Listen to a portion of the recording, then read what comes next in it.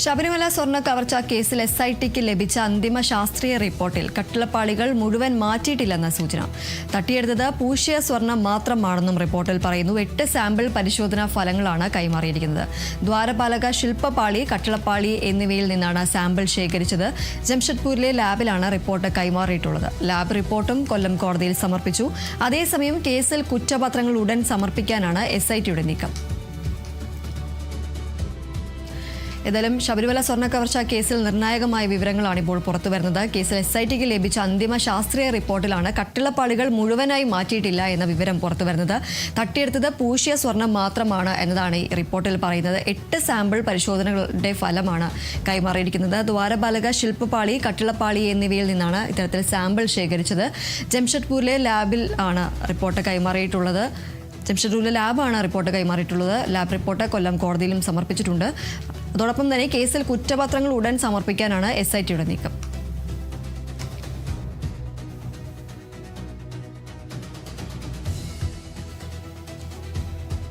ിൽ വീണ്ടും പുതിയ റെക്കോർഡ് കുറിച്ച് രാജസ്ഥാൻ റോയൽസിന്റെ കൗമാര താരം വൈഭവ് സൂര്യവംശി. ഗുജറാത്ത് ടൈറ്റൻസിനെതിരായ 2ാം ക്വാളിഫയർ പോരാട്ടത്തിൽ 47 പന്തിൽ 96 റൺസ് എടുത്ത വൈഭവ് IPL അതിവേഗം 1000 റൺസ് തികയ്ക്കുന്ന ഇന്ത്യൻ താരം എന്ന റെക്കോർഡ് സ്വന്തമാക്കി. 23 ഇന്നിംഗ്സുകളിൽ നിന്നാണ് വൈഭവ് 1000 റൺസ് പിന്നിട്ടത്. 21 ഇന്നിംഗ്സുകളിൽ നിന്ന് 1000 റൺസ് പിന്നിട്ട ഷോൺ മാർഷാണ് IPL അതിവേഗം 1000 പിന്നിട്ട താരം. 23 മത്സരങ്ങളിൽ 1000 പിന്നിട്ട വെസ്റ്റ് ഇൻഡീസിന്റെ ലെഡൻ സിമൺസിനൊപ്പമാണ് വൈഭവം എത്തിയത്. ഇതിന് പുറമെ ഒരു IPL സീസണിലെ പവർ പ്ലേ ഓവറുകളിൽ ഏറ്റവും കൂടുതൽ റൺസ് നേടുന്ന താരമെന്ന റെക്കോർഡും വൈഭവ് സ്വന്തമാക്കി.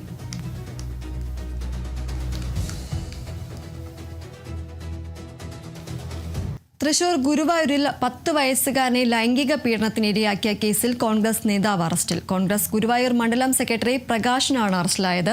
10 വയസ്സുകാരനെ വീട്ടിൽ വെച്ച് ലൈംഗിക പീഡനത്തിനിരയാക്കിയെന്നതാണ് കേസ്. സംഭവത്തിൽ ഗുരുവായൂർ ടെമ്പിൾ പോലീസ് പ്രതിയെ അറസ്റ്റ് ചെയ്തു. കോടതിയിൽ ഹാജരാക്കിയ പ്രതിയെ റിമാൻഡ് ചെയ്തു.